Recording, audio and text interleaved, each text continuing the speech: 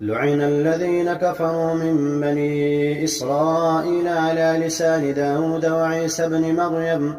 ذلك بما عصوا وكانوا يعتدون كانوا لا يتناهون عن منكر فعلوه لبئس ما كانوا يفعلون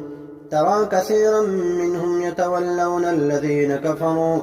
لبئس ما قدمت لهم أنفسهم أن سخط الله عليهم وفي العذاب هم خالدون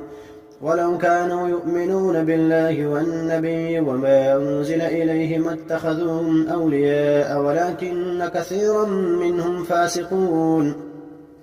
لتجدن أشد الناس عداوة للذين آمنوا اليهود والذين أشركوا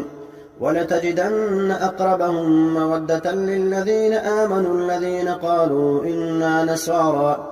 ذلك بأن منهم قسيسين ورهبانا وأنهم